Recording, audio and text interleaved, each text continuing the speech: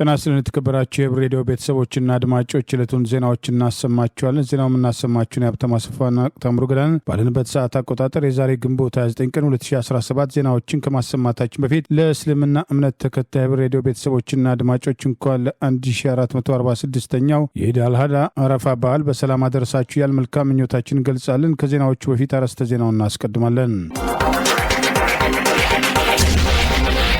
የአገዛዙ ትንኮሳና የአማራ ፋኖ ብሔራዊ ኃይል ወታደራዊ እርምጃ፣ የኦነግ ጥቃት፣ የተፈናቃዮች ድረሱልን ጥሪ፣ የጋዜጠኞች መታሰር፣ የዩኒቨርሲቲ ተማሪዎች ተቃውሞ፣ የጤና ባለሙያዎች አዲሱ መግለጫ፣ ትራምፕና የባለ ሀብቱ መስክ ውዝግብ መካረር የሚሉና ሌሎችም ወቅታዊ ዜናዎች ያሉን ዝርዝሩን እንሆ።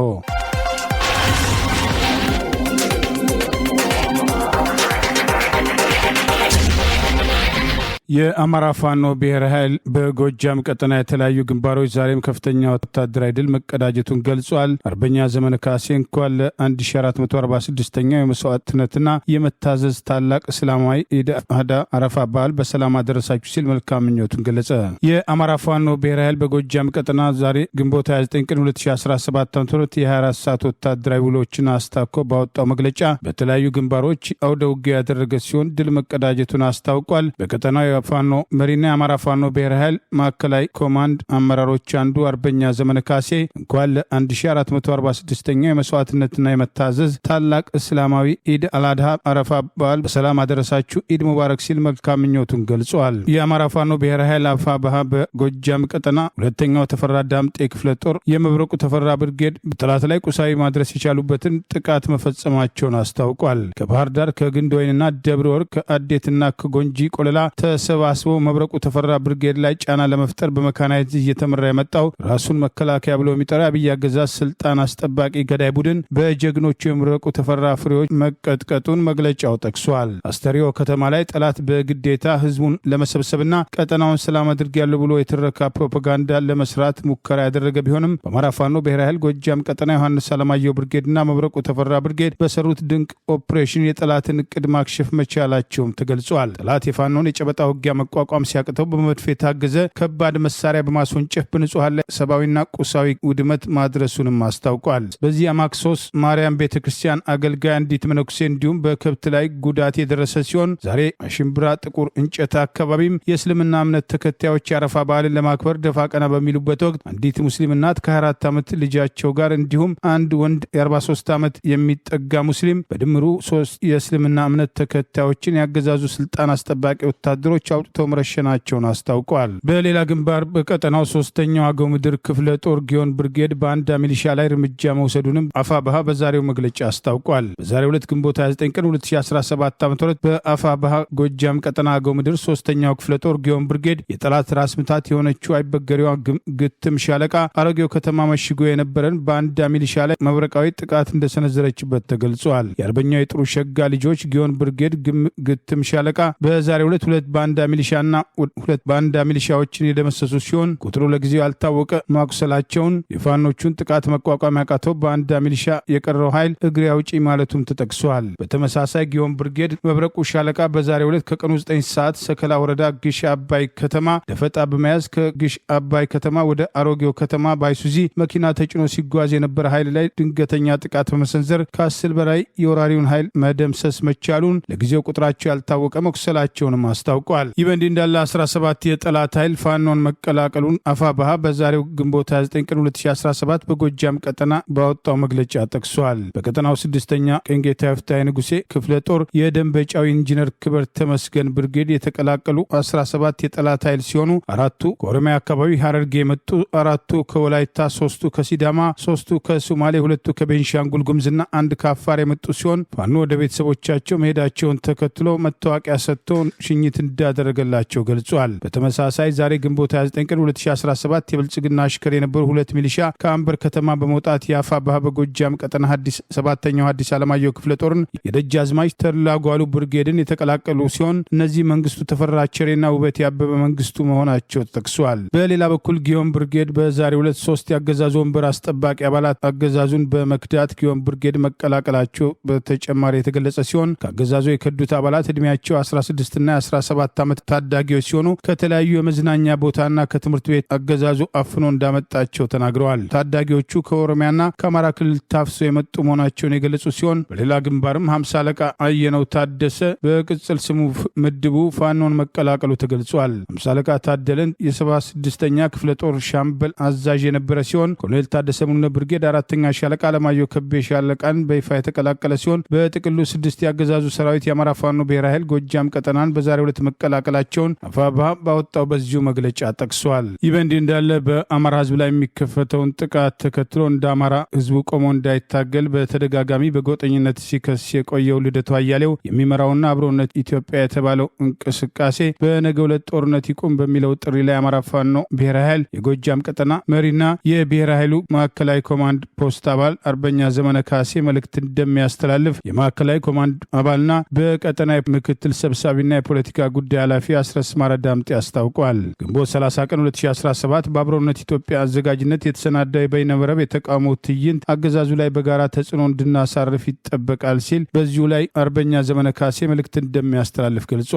አብሮነት የሚባለው እንቅስቃሴ በልደቱ አያሌው የሚመራ ሲሆን ልደቱ አያሌው በተደጋጋሚ ከጀርባ ህወሓትን አጀንዳ በመያዝ በአማራ ህዝብ ላይ ግልጽ ጦርነት በተከፈተ ጊዜም በገለልተኝነት ስም በትግራይ ላይ የሚደርሰውን ጦርነት እንጂ የህወሓት አመራሮች በአማራ ህዝብ ላይ የሚፈጽሙትን ጭፍጨፋ ባለመቃወሙ ወቀሳ ሲቀርብበት እንደነበር አይዘነጋም።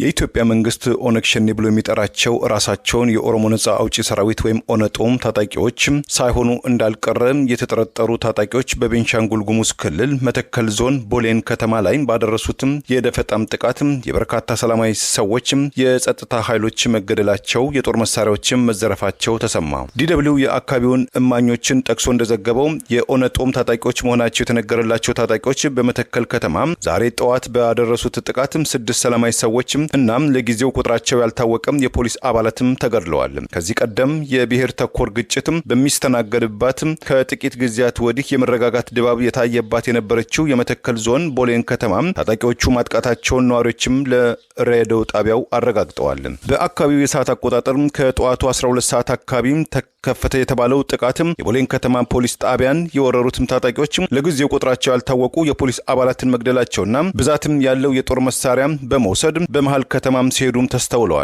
በጥቃቱ ዙሪያም አግባብነት ያላቸው የፌዴራል ሆነም የክልሉ ባለስልጣናትም እስካሁን ድረስም የሰጡት ማስተባበያም ወይም ማረጋገጫም የለም። የአማራ ፋኖ ብሔራዊ ኃይል በወሎ ቀጠና የተለያዩ ግንባሮች የወሰደውን ወታደራዊ እርምጃ ተከትሎ በጠላት ላይ ከፍተኛ ኪሳራ ማድረሱን አስታወቀ። በላስታ ድቡኮ ቀጠና በተፈጸመ የደፈጣ ጥቃት ከ8 በላይ አገዛዙ ወታደሮች ሲደመሰሱ ከ15 በላይ ሲቆስሉ፣ በሌላ ግንባር ንጉስ ሚካኤል አሊኮር ስር በመደራጀት ላይ ያሉ አህዶች ዙፋን ጠባቂ ሰራዊቱ ላይ ድንገተኛ የደፈጣ ጥቃት ሰንዝረው ድል መቀዳጀታቸውንም አስታውቋል። የአማራ ፋኖ ብሔራዊ ኃይል ከቤተ አማራ ወሎ ቀጠና ዛሬ ግንቦት 29 ቀን 2017 ዓ.ም ባሰራጨው ዕለታዊ ወታደራዊ መረጃ በቀጠናው በላስታ ድቡኮ ግንባር በተፈጸመ ደፈጣ ጥቃት ከ8 በላይ አገዛዙ ወታደሮች የተደመሰሱበትን ወታደራዊ እርምጃ አስታኮ በኮሩ ስር የሚገኘው እሸት ክፍለ ጦር ተወርዋሪ የፋኖ ኃይሎች በከፈቱት የደፈጣ ጥቃት የብልጽግና መራሹ ስልጣን አስጠባቂ መከላከያ ሰራዊት ላይ ከባድ ሰብአዊና ቁሳዊ ኪሳራ ማድረሳቸውን በዚሁ መግለጫ ጠቅሷል። በላስታ አሳምነው ኮር ስር ከሚገኙት 7 ክፍለ ጦሮች ውስጥ አንዱ የሆነው እሸት ክፍለ ጦር ቃኞች በዘመቻ መምሪያው አርበኛ ኮስትር አሸነፍ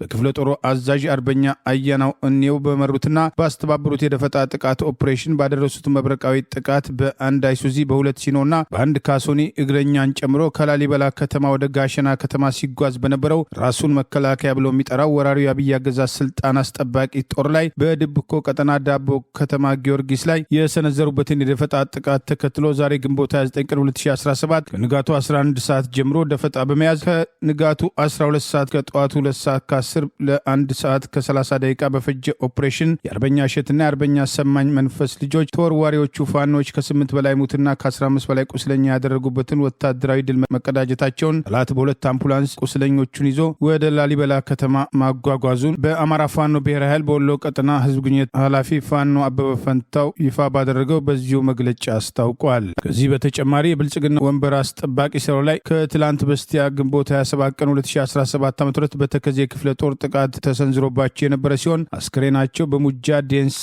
ድልብ ጋሸና አድርገው ወደ ላሊበላ ከተማ እየመጣ የነበረው የአንድ ሚሊሻና የአንድ ፖሊስ አስክሬን እንቀበላለን ብለው በተንቀሳቀሱ ኃይሎች ላይ በተሰነዘረ ድንገተኛ ጥቃት ተጨማሪ ጉዳት ማስተናገዳቸውን ጥቃቱን ተከትሎ እንደ መከላከያ ባለበት የማይቀበር ከሆነ የማንም ሆዳም ብልጽግና ካቢኔ አጃቢ አንሆንም በማለት ቅሬታቸውን ያቀረቡ አጃቢዎች ዳቦ ከተማ ላይ አስክሬናቸውን ሲሰበስቡ በአቅራቢያው ገለባ ተሸክሞ እያለፈ የነበረ የሶስት ልጆች አባት የሆነውን አቶ ንጉሱ ደሴ የተባለውን ግለሰብ ገለባውን አስወርደው አቃጥለው አንተ ፋኖ ነህ እያሉ እየደበደቡ ወደ ላሊበላ ከተማ መውሰዳቸውንም ጠቅሰዋል። ይህ በእንዲህ እንዳለ አማራ ፋኖ ብሔራዊ ኃይል በቤተ አማራ ወሎ ቀጠና ንጉስ ሚካኤል አሪኮር ስር በመደራጀት ላይ ያሉ ሀዶች በዙፋን ጠባቂው ሰራዊት ላይ ተጨማሪ ጥቃት መፈጸማቸውን በዛሬው ግንቦት 29 ቀን 2017 መግለጫው ጠቅሷል። ንጉስ ሚካኤል ስር እየተደራጁ ያሉ የሻለቃ ሀዶች መካከል ሰይድ ሻለቃ ደቡብ ወሎ ዞን ከለላ አካባቢ ያገዛዙ ዙፋን ጠባቂ ሰራዊት ላይ በወሰዱት ድንገተኛ የደፈጣ ጥቃት ከ10 በላይ ሙትና ቁስለኛ በማድረግ ድል መቀዳጀታቸውን ገልጿል። የፋሽቱ አገዛዝ ዙፋን ጠባቂ ባንዳ ሰራዊትና አስፈጻሚ አመራሮች ላይ የሚወሰደው እርምጃ ተጠናክሮ የቀጠለ ሲሆን ሰሞኑን በንጉስ ሚካኤል አሊ ኮር ስር እየተንቀሳቀሱና እየተደራጁ ያሉ ሀዶች ብርቱ ትንቅንቅ በማድረግ በጠላት ላይ ከፍተኛ ኪሳራ በማድረስ ድል መጎናጸፋቸውን ጭምር የአማራ ፋኖ ብሔራዊ ኃይል አፋብሃ ከቤተ አማራ ወሎ ቀጠና ዛሬ ግንቦት 29 ቀን 2017 ባወጣው በዚሁ መግለጫ ጠቅሷል። 1446ኛው የኢድ አልዳሃ ወይም የአረፋ በዓል በአዲስ አበባ ስቴዲየምን ጨምሮ በተለያዩ የኢትዮጵያ አካባቢዎች በደማቅ ሁናቴም ተከበረ። በዓሉን በተመለከተ የሃይማኖት አባቶች የተቸገሩ ወገኖችን በመደገፍ በመረዳዳት ሊሆን ይገባልም ብለዋል። ከማለዳው ጀምሮ በርካታ የእምነቱ ተከታዮች በአዲስ አበባ ስታዲየም የተገኙ ሲሆን ህዝበ ሙስሊሙም የአረፋ በዓልን ሲያከብር አብሮነትን በማጠናከርና በመደጋገፍ ሊሆን ይገባልም ተብሏል። በዓሉን ሲያከብር አብሮነትን በማጠናከር የተቸገሩ ወገኖችን በመደገፍ ሊሆን እንደሚገባ የአማራ ክልል እስልምና ጉዳዮች ከፍተኛ ምክር ቤት ፕሬዝዳንት ሼክ ጀዋር መሐመድ ያሳሰቡ ሲሆን በባህር ዳር ከተማ 1146ኛው የኢድ አልዳሃ ወይም የአረፋ በዓል ዛሬ በድምቀት መከበሩም ታውቋል። በበዓሉ አከባበር ስነ ስርዓት ወቅት የክልሉ እስልምና ጉዳዮች ከፍተኛ ምክር ቤት ፕሬዝዳንት ሼክ ጀዋር መሐመድ ባስተላለፉት የእንኳን አደረሳችሁ መልእክት ህዝበ ሙስሊሙ የአረፋ በዓልን ሲያከብር አብሮነትን በማጠናከር በመደጋገፍም ሊሆን ይገባል ሲሉ አሳስበዋል። ሰላምን በመጠበቅም አብሮነትን አንድነቱን በማጠናከር ሊሆን እንደሚገባም መልእክታቸውን አስተላልፈዋል። እንደዚሁም የተቸገሩ ወገኖችን ጧሪና ደጋፊ የሌላቸውን የህብረተሰብ ክፍሎችን በመደገፍና ካለ ለሌለው በማካፈል በዓሉን ተደስተው እንዲያሳልፉ ማድረግ አለብንም ብለዋል። የባህር ዳር ከተማ አስተዳደር ምክትል ከንቲባ አሰሜ ብርሌ በዓሉ ላይ እንደገለጹት ህዝበ ሙስሊሙ በዓሉን ከማክበር ጎን ለጎን የተገኘውን ሰላም አጽንኦትም ለማዝለቅ የድርሻውን በማክበር መሆን አለበትም ሲሉም ተደምጠዋል። በዓሉን ለማክበር ከተለያዩ የዓለም ዳርቻዎች የተሰባሰቡባት ሳውዲ አረቢያ የሁለቱ ቅዱስ መስጂዶችም ጠባቂ ንጉስ ሳልማን በዓሉን አስመልክተው በዓለም ላይ ለሚገኙ ምዕመናን የአረፋ በዓል ለሁላችንም መልካም ሰላም እና ፍቅርን ያጎናጽፈን፣ እነዚህ ሁለቱም ቅዱሳን መስጂዶችን እንድንጠብቅ እንድናገለግል ፈጣሪን ስለባረከን እናመሰግናለን ብለዋል። በዓሉን ለምታከብሩ በመላው ዓለም ለምትገኙ የህብር ራዲዮ ቤተሰቦች መልካም የኢድ አልዳሃ ወይም የአረፋ በዓል እንዲሆንላችሁ የዝግጅት ክፍላችን ልባዊ ምኞቱን ይገልጻል። የኢትዮጵያ ጤና ባለሙያዎች ንቅናቄ የመጀመሪያውን ዙር የስራ ማቆም አድማ ማጠናቀቁና ለቀጣይ ትግል እየተዘጋጀ መሆኑን አስታወቀ። የታሰሩት ያለምንም ቅድመ ሁኔታ እንዲፈቱ ያቀረቧቸው 12 ጥያቄዎቻቸው መሰረታዊና ህልውና በመሆናቸው በሁለት ወር ውስጥ ተጨባጭና ሊለካ የሚችል አፋጣኝ ምላሽ እንዲያገኙ ተገቢው ምላሽ እንዲሰጥ በእነዚህ አፈጻጸሞች ላይ አብረው ለመስራት ፈቃደኛ ነን በሚል ዛሬ አቋሙን በንቅናቄው አመራር ቦርድ አማካኝነት ይፋ አድርገዋል። የኢትዮጵያ ጤና ባለሙያዎች ንቅናቄ አመራር ቦርድ የስራ ማቆም አድማ ያደረግነው በጋራ ነው ወደ ስራ የምንመለሰው፣ ጥያቄዎቻችን ተቀባይነት ማግኘት አለባቸው፣ የታሰሩት ያለምንም ቅድመ ሁኔታ ይፈቱ በማለት ዛሬ ግንቦት 29 ቀን 2017 ባወጣው መግለጫ አስታውቋል። ለቀጣይ እርምጃችን የተሰጠ መግለጫ በማለት የንቅናቄው አራማጆች ባወጡት በዚሁ መግለጫ በዚህ አስቸጋሪ ወቅት ያሳያችሁን አልበገር ባይነት፣ አብሮነትና ጥንካሬ በቃላት መግለጽ አይቻልም። የጤና ባለሙያዎች ዝምታን በመስበርና በአንድነት በመቆም ሁላችንም የሚገባንን ክብርና ፍትህ በመጠየቅ ታሪካዊ ምዕራፍ ጀምረናል። አንድነታችን በዚህ ያበቃም። ድምጻችን እስከሚሰማ መብታችን እስከሚከበርና ዋጋችን እስከሚታወቅ ድረስ ትግላችን ተጠናክሮና ከዚህም በላይ ተደራጅቶ ይቀጥላል። አንድ ላይ ስንቆም ምን ያህል አቅም እንዳለን አሳይተናል በማለት ለትግሉ ተሳታፊዎች የንቅናቄ ቦርድ አባላት ባወጡት በዚሁ መግለጫ ጠቅሰዋል። ለዚህ ትግል መስዋዕትነት የከፈላችሁ አሁንም ምንም ወንጀል ሳይኖርባችሁ በየእስር ቤት እየተንገላታችሁ የምትገኙ ጀግኖቻችን አንረሳችሁም። ለነጻነታችሁም እስከ መጨረሻው መታገላችን እንቀጥላለን። የተከበራችሁ ባልደረቦቻችን ታሪክም ሲዘክራችሁ መደራጀታችሁን ቀጥሎ በመከፋፈል ሳይሆን እንደ ጤና ባለሙያ በአንድ ቁሙ። ከሁሉም ጤና ጣቢያዎች እስከ ሆስፒታሎች አንድና ወጥ የሆነ ቁርጠኛ አደረጃጀት መገንባታችንን እንቀጥላለን። በስር ላይ የሚገኙ ባልደረቦቻችን በቀጣዮቹ ቀናት ካልተፈቱና ጥያቄዎቻችን ምላሽ ካላገኙ በቅርቡ እንደገና የስራ ማቆም አድማ ለመምታት ዝግጁ እንሆናለን። ያን ጊዜ ግን እርምጃችን ይበልጥ ጠንካራና የተቀናጀ እንደሚሆን እናረጋግጥላችኋለን። ይህ ማፈግፈግ አይደለም። ከልምዶች እየተማርና እየተዘጋጀን ነው። እንቅስቃሴዎቻችን ለማደራጀት ተስቦ የተወሰኑ ቆራጥ እርምጃ መውሰድ አስፈልጓል በማለት መግለጫው ጠቅሷል። በዚህ መሰረት የኢትዮጵያ ጤና ባለሙያዎች ንቅናቄ አመራር ቦርድ ያሉትን ነባራዊ ችግሮች፣ አፈጻጸሞችና የመፍትሄ ሀሳቦች ላይ መክሮ ውሳኔ አስተላልፏል በማለት ዛሬ ግንቦት 29 ቀን 2017 ባወጣው በዚሁ መግለጫ ጠቅሷል። ውድ የትግሉ ማህበረሰብ ይህ ውሳኔ አንድ የትግሉ አካልና ስትራቴጂ መሆኑን በመገንዘብ በህብረት ሰኞ ሰኔ 2 ቀን 2017 ዓ.ም ሁሉም የጤና ባለሙያ ወደ ስራ ገበታው ለመመለስ እንዲዘጋጅ በአክብሮት እንጠይቃለን ብለዋል። ወደ ስራ የምንመለሰው ድምጻችን ስለተሰማ ወይም ጥያቄያችን ስለተመለሰ አይደለም። ነገር ግን የራሳችንን ደህንነት ወደ ጎን ብለንም ቢሆን እንኳን ለህመምተኞቻችን ድራሽ መሆናችንን ለማሳየት ነው። መመለሳችን በማስተዋል የተደረገ ስትራቴጂካዊ እርምጃ ነው። የምንመራው በኃላፊነት በርህራሄና በመርህ እንጂ በሚደርስብን ጫናና በፍርሃት አይደለም በማለት በመግለጫው አስታውቀዋል። ይሁን እንጂ ለሚመለከታቸው አካላት የሚከተሉትን በአጽንኦት እናሳስባለን በማለት ለአንድ ወር ቅድሚያ ማስጠንቀቂያ ሰጥተው ከግንቦት 5 ጀምሮ ከፊልና ከግንቦት 11 ጀምሮ ሙሉ የስራ ማቆም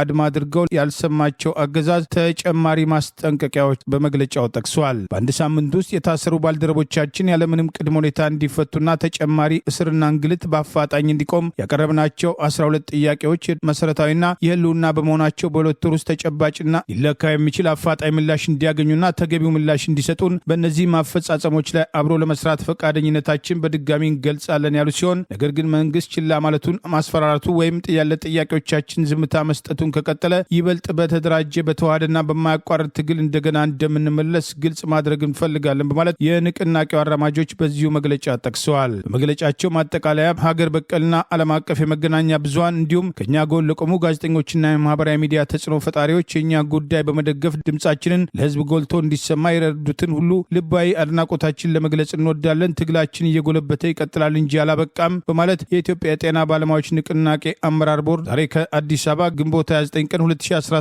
ባወጣው በዚሁ መራር የተባለውን መግለጫ ጠቅሷል። ከመግለጫው በኋላ ትግሉን በሚያስተባብሩበት ማህበራዊ ገጽ በህብረት ስራ አቁመናል፣ በህብረት ስራ እንጀምራለን፣ ትግላችን ይቀጥላል በማለት አስታውቀዋል። ከመግለጫው በኋላ ቲም ደቦል በሚል በማህበራዊ ሚዲያ ንቅናቄውን ከሚያስተባብሩ የኢትዮጵያ ጤና ባለሙያዎች ንቅናቄ ማህበራዊ ገጾች አንዱ የታሰሩት መፈታታቸውን እንከታተላለን፣ የተባረሩት ወደ ስራ መመለሳቸውን እንከታተላለን፣ ጥያቄዎቻችን መመለሳቸውን ከስር መረጃዎች የምናጋራቸውናል። በተለይ ደግሞ 12ኛው ከዚህ በኋላ በሐኪም የጤና ባለሙያ ክብር ላይ የሚዘባበት አካል እንዳይኖር ጠንካራ የሆነ የሚዲያ ምላሽ መስጠታችን ይቀጥላል። እኛ አንድ እስክንሆን ድረስ ቀላል ስላልሆነ ከሁሉም በላይ በእኛ ላይ እምነታችሁ አሁንም እንዲቀጥል እንፈልጋለን። አንድነታችን፣ ተፈሪነታችን፣ መተማመኛችን እንዲቀጥል ይሁን በማለት በሁሉም ተወካዮች አሁን የጸደቀው የንቅናቄው ቦርድ ስትራቴጂክ ውሳኔ እንድትቀበሉና የጥያቄዎቻችን ምላሽ መሬት ላይ እስኪወርድ ድረስ ለቀጣይ የተለያዩ ሰላማዊ ትግል ስልቶች ራሳችሁን እንድታዘጋጅሁን ከምንጊዜውም በላይ ቶሎ ከተመለሱትም የጤና ባለሙያዎችሁን ካስቸገሩ ጥቂት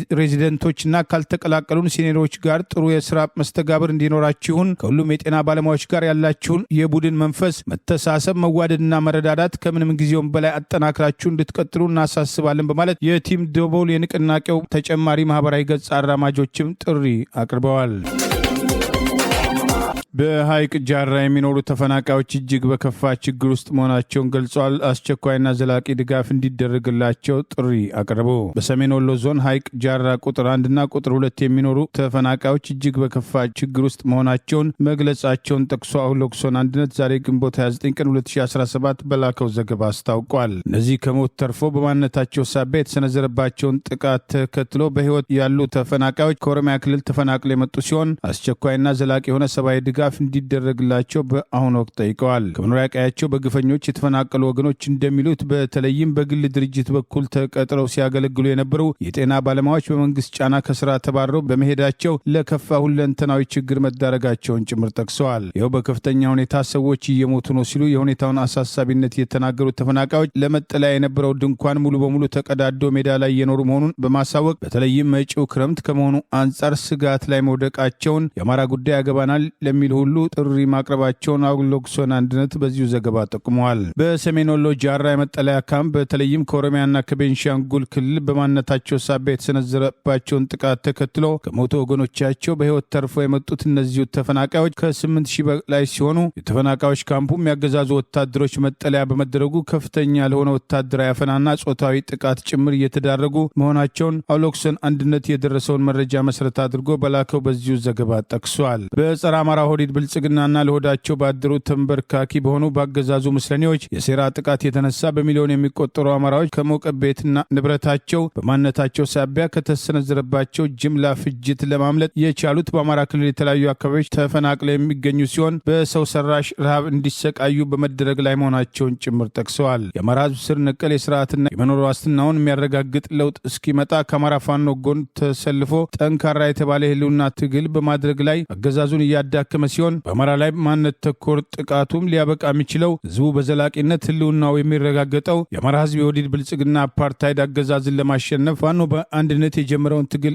አጠናክሮ በድል ማጠናቀቅ አለበት። ካልሆነ የተፈናቃዮች ሮሮና ማንነት ተኮር ጥቃቱን እንደማይቆም ተደጋግሞ ሲጠቀስ ቆይተዋል። የአማራ ህዝብ ቤንሻንጉልና ኦሮሚያ ላይ ማንነት ተኮር ጥቃት ሲፈጸም ተባብሮ አለመነሳቱን ተከትሎ ጥቃቱ ዛሬ ከአዲስ አበባና ሸገር ከተማ ከተባለው አልፎ ደጃፉ ድረስ ግልጽ ጦርነት ታውጆበት የመጣው ህዝቡ ተባብሮ ለመብቱና ለህልውናው በጋራ ባለመቆሙ መሆኑን ከዚህ በላይ ሊረዳበት የሚችል ወቅት እንደሌለ ተደጋግሞ ጥሪ ሲቀርብ ቆይተዋል። በትግራይ ክልል ውስጥ 2 ጋዜጠኞች በጊዜያዊ አስተዳደሩ የጸጥታ ኃይሎች በቁጥጥር ስር መዋላቸው ተሰማ።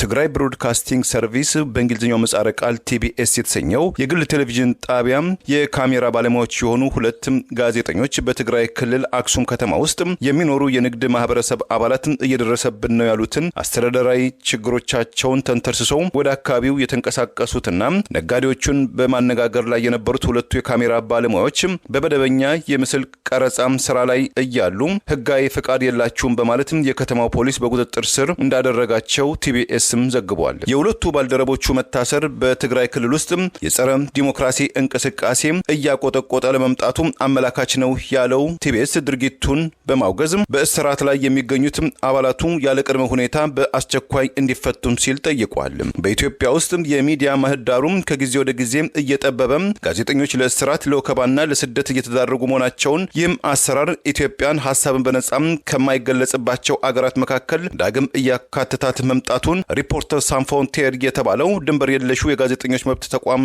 ጨምሮ የተለያዩ የሚዲያ መብት ተሟጋች ድርጅቶች በቅርቡ መቃወማቸውን መዘገባችን አይዘነጋም። የአብይ አገዛዝ በአማራ ህዝብ ላይ ሁሉን አቀፍ ጥቃት ለማድረግ እየተዘጋጀ ባለበት ከዚህ ቀደም ለጦርነት ማግዶ ቆስለው ህይወታቸው የተረፉ ወታደሮች ያነሱትን ተቃውሞ ተከትሎ እያፈሰ ማሰር መጀመሩን ከፍተኛ ድብደባ እንደደረሰባቸው ተገልጿል። የአብይ አገዛዝ መከላከያ ሰራዊት የአገር ድንበር ከመጠበቅ ይልቅ የእሱን ስልጣን ለማስጠበቅና ዘረኛ የመስፋፋት አጀንዳውን ለማስፈጸም በተለያዩ ቦታዎች ጦርነት በለኮሰ ቁጥር እየማገደ ህይወታቸውን የሚያጡ የአገዛዙ ስልጣን አስጠባቂ ወታደሮች ተርፈው የቆሰሉት በተለይ ከፍተኛ መከራ እያሳለፉ ሲሆን ስራ እድል ይሰጠን ብለው ያመለከቱ ተደብድበው መታሰራቸውን ከጋሞ ዞን የወጣው መረጃ ይገልጻል። ተጎድተው ከሰራዊቱ የተቀነሱና አንዳችም ጡረታ የማያገኙ ቆስለው በደቡብ ምዕራብ ክልል ዳውሮ ዞን የሚገኙ እነዚህ ወታደሮች ተቃውሞ ጉዳያችን ትኩረት ያገኝ ስራ እድል ይሰጠን ብለው መጠየቃቸውን ተከትሎ በዳውሮ ዞን ታስረው በስቃይ ላይ እንደሚገኙ አስታውቀዋል። ብልጽግና በከፈተው ጦርነት ሞተን ቆስለን ድንኳን በየቤታችን ተተክሎ ሀዘን ሳንጨርስ በተማርነው ትምህርት ቅጠሩን ብለን የጠየቅን ቁስለኞች ታፍሰንና ታፍነን ታስረን እየተሰቃየን ይገኛል በማለት በማህበራዊ ሚዲያ አሽልኮ ባወጡት መረጃ ጥሪ አቅርበዋል። እጃቸው ላይ ጉዳት የደረሰባቸው በእግራቸው ሙሉ ለሙሉ መራመድ ያልቻሉ አንዳንዶች አይናቸውን ጭምር በከፊል ያጡ ቁስለኞች ዛሬ ያላስተዋሽ የስራ ዕድል ይሰጠን ብለው መጠየቃቸውን ተከትሎ ለእስርና መከራ መዳረጋቸው አገዛዙ በእርስ በርስ ጦርነት ለሚማግደው ወጣትና ታዳጊ ህይወት ግድ እንደሌለውና ቆስለው የተረፉትን የሚንከባከብ መስሎ በማህበራዊ ሚዲያ የሚያሰራጨው መረጃ ፍጹም ሐሰትና ለማንም ርህራሄ የሌለው መሆኑን ተጎጂዎቹ በላኩት በዚሁ መረጃ ገልጸዋል። ሕክምናቸውን ሙሉ ለሙሉ ማጠናቀቅ የሚቀራቸው ተጨማሪ ህይወታቸውን ለመምራት የሚያስችል ስራ እድል የጠየቁትን የዳውሮ ዞን ባለስልጣናት እንዲያስሯቸው የተሰጠውን ትዕዛዝ ተከትሎ ለወራት በስር ላይ የሆኑት እነዚሁ ቁስለኛ ያገዛዙ ወታደሮች የአካባቢው የዳውሮ አመራሮችም ከአገዛዙ ስልጣን አስጠባቂ ጦር ወታደራዊ አዛዦችና ባለስልጣናት የተሰጣቸውን ትዕዛዝ ተከትሎ ቁስለኛ ወታደሮቹን ማሰራቸው ታውቋል። ይህ በእንዲህ እንዳለ በአማራ ህዝብ ላይ ተጨማሪ ጥቃት ለመክፈት ከባድ መሳሪያዎችን ወደ ክልሉ እያጓጓዘ ክረምቱ ከመግባቱ በፊት ከሰኔ 1 እስከ 3 ባለው ከዛ በኋላም ሆነ በፊት ድንገተኛ ጥቃት እንከፍታለን። ጥቃቱ በኮማንዶ በከባድ መሳሪያዎች ከአየርና ከምድር የታገዘ በተለያዩ አቅጣጫዎች በአንድ ጊዜ የሚከፈት ጥቃት ነው በሚል ሰፊ ዝግጅት እያደረገ ባለበት በዚህ ወቅት ያገዛዙ ወታደራዊ አዛዦች ፉከራ ዛሬም ተጠናክሮ ቀጥለዋል። የኮማንዶ ኃይል የትኛውንም ግዳጅ በአሸናፊነት መወጣት የሚያስችል አስተማማኝ ዝግጁ ኃይል ነው በማለት ከዚህ ቀደም በሸዋ ያለውን የአብይ አገዛዝ ወራሪ ሰራዊት ኮማንድ ፖስት የሚመራው የኦሮሞ ብሔር ተወላጅና የኮማንዶ አዛዥ የሆነው ሌተናል ጀነራል ሹማ አብደታ ከአገዛዙ ምርኮኛ ወታደራዊ አዛዦች አንዱ ሲሆን ኮማንዶ ማንኛውንም ግዳጅ ለመፈጸም ይችላል ሲል ዛሬም ተመሳሳይ ፉከራ መግለጫ ሰጥቷል። መግለጫው በቀላሉ የሚታይ ሳይሆን ሰሞኑን በተከታታይ አገዛዙ ስልጣን አስጠባቂ ወታደራዊ አዛዦች በፉከራ የሚሰጧቸው መግለጫዎች በቅርቡ መጠነ ሰፊ ያሉትን ጥቃት ለመክፈት ዋዜማ ላይ መገኘታቸውን እንደሚያሳይና አስቀድሞ የወጣውን መረጃ የሚያጠናክር መሆኑ የተገለጸ ነው። የኮማንዶ ኃይል የሚሰጠውን የትኛውንም ግዳጅ ለመፈጸም ዝግጁ ነው የሚለው የቀድሞ ምርኮኛና ያገዛዙ ኮማንዶ አዛዥ ሌተናል ጀነራል ሹማ አብደታ በሰሜን ሸዋ በተለያዩ ጊዜያት ያደረገውን ውጊያ ተከትሎ ያሰማራው ኮማንዶ ማለቁን መሰረት ማድረግ የባህር ኃይል ኮማንዶ እስከ ማሰማራት መድረሱ አይዘነጋም። አገዛዙ በቅርቡ ያሰለጠናቸውን አዳዲስ ኮማንዶዎች ጭምር አዲስ ተልዕኮ ላለውና በአማራ ህዝብ ላይ ሁሉን አቀፍ ጥቃት በማድረግ ክረምቱ ከመግባቱ በፊት ወታደራዊ የበላይነት እንቆጣጠራለን በሚል የተንቀሳቀሰ ሲሆን ህዝቡ ወራሪውን ሰራዊት ለመከላከል ከፋኖ ጎን እንዲሰለፍ ከጠላት ጋር በባንዳነት የተሰለፉ ወገኖች የወገናቸውን ትግል እንዲቀላቀሉ ዛሬም ተጨማሪ ጥሪ እየቀረበ ይገኛል። ጦርነትን ብቸኛ አማራጭ ያደረገው የአብይ አገዛዝ የአገሪቱን ሀብት በጦርነት እያባከነ የጦር መሳሪያ ከውጭ ዛሬም እየሰበሰበ ሲሆን ከአረብ ኤሚሬት በቅርቡ በአውሮፕላን ጭኖ ድሬዳዋ መሳሪያ ማራገፉን ጠቅሰን መዘገባችን አይዘነጋም። ከዚህ ቀደም በድብቅ በሌላ ሸቀጥ ስም በሶስት መርከቦች ጭኖ ከአዘርባይጃን ያመጣውን የጦር መሳሪያ የኤርትራ መንግስት በፍተሻ ማግኘቱን ተከትሎ ያገኘውን መሳሪያ በቁጥጥር ስር ማድረጉ አገዛዙ ከኤርትራ መንግስት ጋር የገባበትን ዲፕሎማሲያዊ ቁርቋሶና ኤርትራን ለመውረር ያለውን እቅድ ተከትሎ የተወሰደበት እርምጃ መሆኑ ሲጠቀስ ቆይተዋል። የወለጋ ዩኒቨርሲቲ ተማሪዎች በጀት አልቋል በሚል ምግብ እንዳልተዘጋጀላቸው ማወቃቸውን በተለይም የአረፋ በዓልን ተከትሎ በበዓል ቀን ጭምር ይህ ድርጊት መፈጸሙን በመቃወም በዩኒቨርሲቲው መመገቢያ አዳራሽ ተቃውሟቸውን አሰምተዋል። ወንበሮችና ጠረጴዛዎችን በመገለባበጥ ጭምር በመጮህ ከፍተኛ ተቃውሞ አሰምተዋል። ተቃውሞ ሊሰፋ ይችላል የሚሉ ግምቶች አሉ።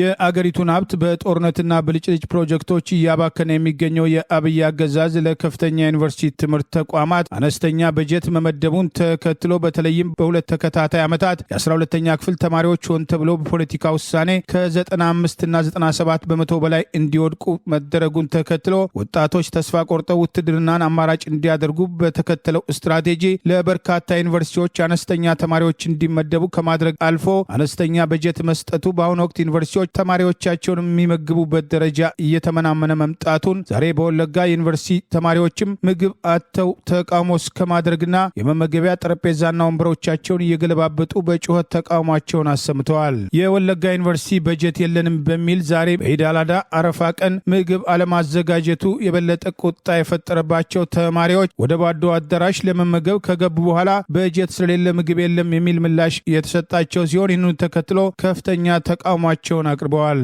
ዩኒቨርሲቲ ተማሪዎች በተደጋጋሚ ከሆድ አልፎ ብሔራዊ ጥያቄዎች እንዲያነሱ በህዝቡ ላይ የደረሱ ያሉ ጭቆናዎችና ያገዛዙን የጦርነት አማራጭን የሙጥኝ ማለትና በህዝብ ላይ ጭፍጨፋ የመፈጸም ድርጊቶችን በመቃወም ለሀገራዊ ለውጥ የበኩላቸውን አስተዋጽኦ እንዲያደርጉ ተደጋጋሚ ጥሪ የቀረበ ቢሆንም የብሔር ፖለቲካው ሰለባ በመሆን በተለይም በባለጊዜነትና ተረኝነት ህዝቡን ከፋፍለው ለመምታት ስልጣናቸውን ለማስቀጠል የሄዱበትን ያለው እርምጃ ተከትሎ የዩኒቨርሲቲ ተማሪዎች የዚህ ሰለባ በመሆን አንዱ ሌላውን እየተጠራጠረ ለጋራ ነጻነታቸው የሚያደርጉት አስተዋጽኦ አለመኖር በተደጋጋሚ ሲያስወቅሳቸው ቆይተዋል። የወለጋ ዩኒቨርሲቲ የዩኒቨርሲቲ ተማሪዎች ችግር የሌሎች ዩኒቨርሲቲዎች ችግር ሲሆን አንዳንድ ዩኒቨርሲቲዎችም በአሁኑ ወቅት ለተማሪዎች የሚቀርበው ምግብ አስቀድሞ ይቀርብ ከነበረው እጅግ ጥራቱ ያሽቆለቆለ በመጠኑም ያነሰና አንዳንዴም ቁርስ ተበልቶ ምሳ የማይቀርብበት ራት ከተበላ ቁርስ የማይገኝበት እየሆነ ለዚህም ምክንያቱ በጀት እጥረት መሆኑን ዩኒቨርሲቲ አስተዳደር የሚገልጽ ቢሆንም ሙስናና ብልሹ አሰራርን ጨምሮ ያገዛዙ አነስተኛ በጀት መመደቡ ለችግሩ አስተዋጽኦ ማድረጉን የዩኒቨርሲቲ ተማሪዎች በየአካባቢያቸው ተመሳሳይ ተቃውሞ በማሰማት ስርዓቱ ለዩኒቨርሲቲዎች ተገቢውን በጀት እንዲመድብ ጦርነቱና ለብልጭልጭ ፕሮጀክቶቹ ብቻ የሰጣቸውን ትኩረት እንዲያቆም ተማሪዎች ድምጻቸውን ሊያሰሙ ይገባል የሚሉ ጥሪዎችም ተከትለው ቀርበዋል።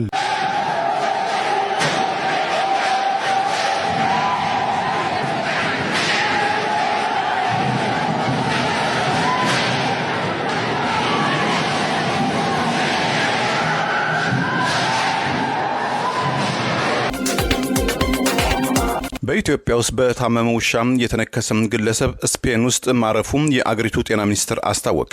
የአገሪቱ ጤና ጥበቃ ሚኒስቴር እንደገለጸው ማንነቱ ለጊዜው ያልተገለጸ ባለፈው ሐምሌ ወይም በፈረንጆቹ ጁላይ 2024 ወደ ኢትዮጵያ ተጉዞ የነበረ የ44 ዓመት ግለሰብ በኢትዮጵያ ቆይታው በውሻ በሽታ በራቢስ ከተለከፈ ውሻ በቀኝ እግሩ ላይ በመነከሱም ግለሰቡን በወቅቱ የመከላከያ ክትባት ባለመከተቡ ለጊዜው ከቁስሉ ቢያገግምም በቅርቡ በሆስፒታል ውስጥ ሳለ ቫሌንሺያ በተባለችው ከተማ ውስጥ ህይወቱ ማለፉን ገልጿል። እንደ ቫሌንሺያን የጤና ሚኒስትር ገለጻ በውሻ በሽታ የተለከፈው ሰው በልዩ የማቆያ ስፍራ አይሲዩ እንዲታከም ቢደረግም ለዚህ በሽታ ግለሰቡና ባለቤቱ ብቻ የቅርብ ንክኪ ተጠያቂዎች ሊሆኑ ይችላሉ ተብሎ ቢሰጋም ለግለሰቡ የጸረ ውሻ በሽታ ክትባትና ተመሳሳይ ሕክምና እርዳታ ቢሰጠውም በተለከፈ የውሻ በሽታ የተጠቃው ግለሰብ በዚህ በሽታ ከሚጠቁ ሰዎች 100% ያህል ህይወታቸውን መታደግ አይቻልም ያለው የጤና ሚኒስትሩ የግለሰቡም ህይወትም ማትረፍም እንደዚሁ አልተቻለም ብሏል።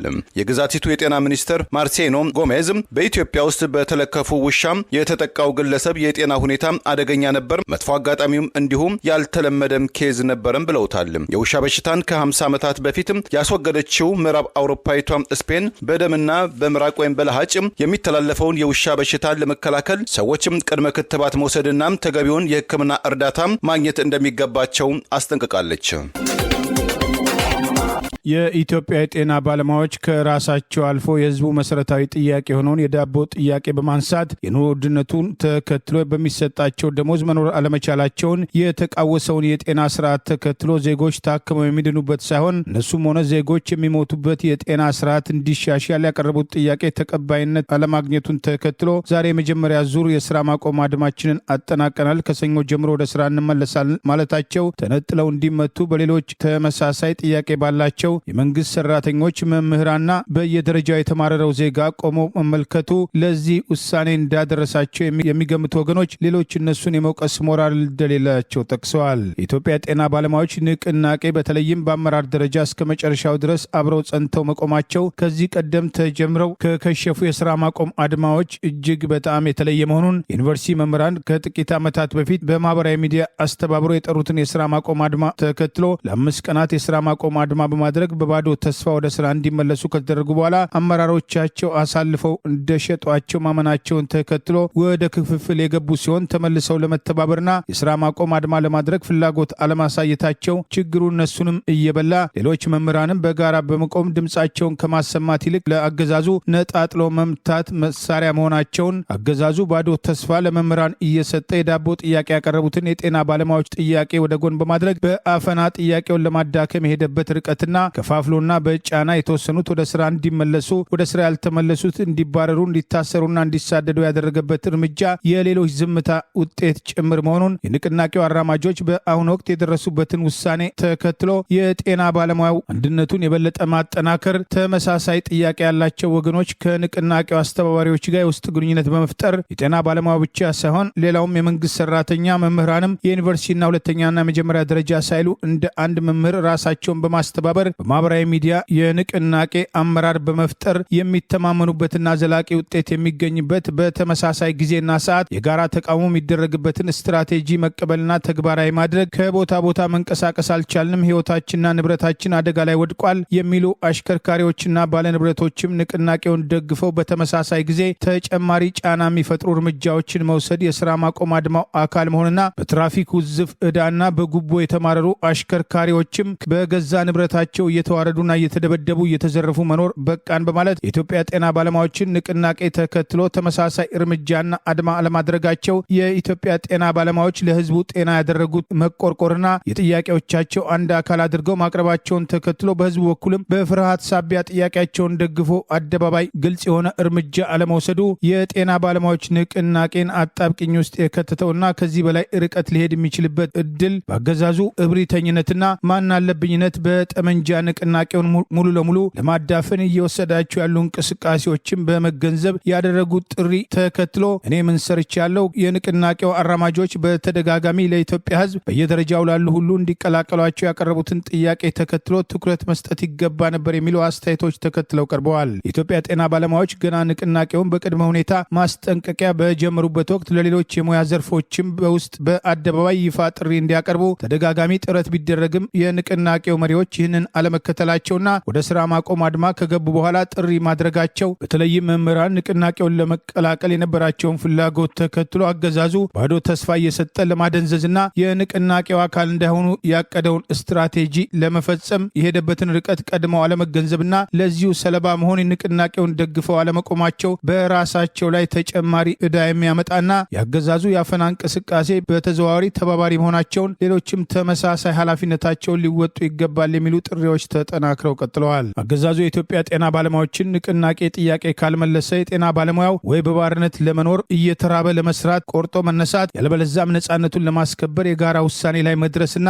ተጨማሪ ጠንካራ የስራ ማቆም አድማ በማድረግ ሌሎችም እንዲቀላቀሉ አስቀድሞ የውስጥ ስራ መስራት ይገባል የሚሉ ጥሪዎች ዛሬም ተጠናክረው ቀጥለዋል። የስርዓቱ ደጋፊዎች አስቀድሞ የስራ ማቆም አድማውን ሲቃወሙ የነበረ ሲሆን በአሁኑ ወቅት ደግሞ ተካዳችሁ በሚል መሪዎቹን ከንቅናቄው ተሳታፊዎች ለመነጣጠልና ለመምታት አዲስ ቅስቀሳም የጀመሩ ሲሆን ይህንኑ በቀጣዮቹ ቀናት አጠናክረው እንደሚቀጥሉ መገንዘብ እንደሚገባም ጥሪ ቀርበዋል። በአሜሪካው ፕሬዚዳንት ዶናልድ ትራምፕና በምረጡኝ ዘመቻቸው ወቅትም ቀኝ እጃቸው በነበሩትም የዓለማችን ቱጃሩም ቢሊዮነር ኤለን መስክ መካከል የቃላት ጦርነትም ተጀመረ። ኤለን መስክም የተደበቁ የፕሬዚዳንት ትራምፕ ገበናዎችን አጋልጣለሁ ማለታቸው የፕሬዚዳንቱ የግል ጸሐፊን አስግቷል። በምርጫም ያልተመረጡት ነገር ግን የፌዴራል መንግስት ተቋማትን ከብክነትም እታደጋለሁ በማለትም ለከፍተኛ የመንግስትም ሰራተኞች መፈናቀል ፕሮጀክቶችን መታጠፍ ምክንያት መሆናቸው የሚነገርላቸው የዓለማችን ቁጥር አንዱ ቢሊዮነሩ ኤለን መስክ የዶናልድ ትራምፕ አስተዳደር ባለፈው ማክሰኞም ትልቅና ውብ ያሉትን የበጀት ረቂቅን በይፋ በማህበራዊ ትስስር ኤክስ ገጻቸው መቃወማቸውን ተከትሎ የሁለቱ የዓለማችን ዋነኛ ተጽዕኖ ፈጣሪዎች ውስጣዊ ሽኩቻ ወደ አደባባይ ወጥቷል። በተወካዮች ምክር ቤት በጠባብ ልዩነት የጸደቀው በሴናቱም ጥያቄም ይጠብቀዋል የተባለው በጀትና ወጪን ኤለን መስክ አሳፋሪና ስህተት በማለት በማጣጣል እርምጃውን እንደማይቀበሉም አስታውቀዋል። በፕሬዚዳንት ዶናልድ ትራምፕ ላይ ቦምብም አወርዳለሁ የሚል የማስፈራሪያ ዛቻ ያሰሙት የቴስላ መኪናና የትዊተር ወይም ኤክስ ገጽ ባለቤቱም ደቡብ አፍሪካዊ ኤለን መስክ ፕሬዚዳንት ዶናልድ ትራምፕ በወሲብ ቅሌት ተከሶ በኒውዮርክ እስር ቤት ውስጥ ሳለ በፈረንጆቹ 2019 መሞቱም ከታወቀው ጄፍሪ ኤፕስተን ጋር ግንኙነት እንዳላቸው የሚያሳይ መረጃ አለኝ በማለት ኤለን መስክ በአንድ ወቅት ከጄፍሪ ጋር የተነሱትን ፎቶም አጋርተዋል። የፕሬዚዳንት ዶናልድ ትራምፕ የግል ታሪክም ጸሐፊው ማይክል ወልፍ ከዴይሊ ቤስት ፖድካስት ጋር በነበራቸው ቆይታ አዎ ምስሉም ትክክለኛ ስለመሆኑ እኔ አውቃለሁ፣ ትራምፕና መስክም የኒውክሌር ጦርነት ውስጥም የገቡ ይመስለኛልም ብለዋል። ከጄፍሪ ጋር ከ100 በላይ ሰዓታት የፈጀም ቃለ ምልልስ ማድረጋቸውን የገለጹት የፕሬዚዳንቱ የግል ታሪክም ጸሐፊው ወልፍ ፕሬዚዳንት ዶናልድ ትራምፕና ጄፍሪ ከ15 ዓመታት የበለጠ የቅርብ ወዳጅነት ነበራቸው። አውሮፕላኖችን፣ ሴቶችን ይለዋወጣሉ። የቢዝነስ ስትራቴጂም ነበራቸው። ማስታወሳቸው የጋራ 12 ምስሎች መካከል ሁለቱ ሰዎች ማለትም ትራምፕና ጄፍሪ እድሜያቸውን በውል ከማላቃቸው እርቃናቸውን ወይም ቶፕለስም ከሆኑ ሴቶች ጋር ዶናልድ ትራምፕ ከ3 ወይም ከ4 እርቃናቸውን ከሆኑ ሴቶች ልጃገረዶች ጋር ቆመው የሚያሳይ ምስል ተመልክቻለሁም ብለዋል። የዋይት ሃውስ ፕሬስ ሴክሬታሪ ካሮሊን ሌቬት የኤለን መስክን ውንጀላን ጥቅማቸውም ሲነካ ያስነሱት አቧራ ነው በማለትም አጣጥለውታል። በትላንትናው ዕለት የተጋጋመው የፕሬዚዳንት ትራምፕና የቱጃሩ ኤለን መስክ የቃላት ጦርነት ተከትሎ የቴስላ መኪና የገበያ ሽያጭ በ14% ያሽቆለቆለ ያሽቆለቆለ ሲሆን ፕሬዚዳንት ዶናልድ ትራምፕ ለኤለን መስክ ድርጅትን ይሰጣሉ የተባለው ኮንትራቶችን እንደሚሰርዙም ዝተዋል። 220 ሚሊዮን የማህበራዊ ትስስር ተከታዮች ያሏቸው ኤለን መስክ ድርጅታቸው ቢከስርም ባይከስርም ግድ እንደማይሰማቸው አጋርተዋል። ፕሬዚዳንት ትራምፕን ወደ ነጩ ቤተ መንግስት ለማምጣት 227 ሚሊዮን የአሜሪካን ዶላር ወጪ ማውጣታቸው የሚነገርላቸው ትጃሩ ኤለን መስክ በቀጣዩ የግማሽም የስልጣን ዘመን ወይም በእንግሊዝኛው ሚድተርም ምርጫ ፊታቸውን ከሪፐብሊካን ወደ ዲሞክራቶችም ሊያዞሩ ይችላሉም ተብሎም ተገምቷል። ለዛሬ ያሉን ዜናዎች እነዚህ ናቸው። ዜና ውስጥ አደምጡ ለቆያችሁ የህብር ሬዲዮ ቤተሰቦችና አድማጮች ምስጋናችን ድረሳችሁ። የህብር ሬዲዮ ኦፊሻል ቻናላችንን ሰብስክራይብ ያላደረጋችሁ ሰብስክራይብ በማድረግ በተጨማሪም የደውል ምልክቱን በመጫን የህብር ሬዲዮ ቤተሰብ እንድትቀላቀሉ በአክብሮት እንጋብዛለን። እንደወትሮ ሁሉ የህብር ሬዲዮ ቤተሰቦች ፕሮግራሞቻችንን ላይክ በማድረግ ሼር በማድረግ አስተያየቶቻችሁን በመስጠት አብሮነታችሁን እንድትገልጹ በአክብሮት እንጠይቃለን። በድጋሚ እናመሰግናለን። ጤና ይስጥልን። ቸር እንቆይ።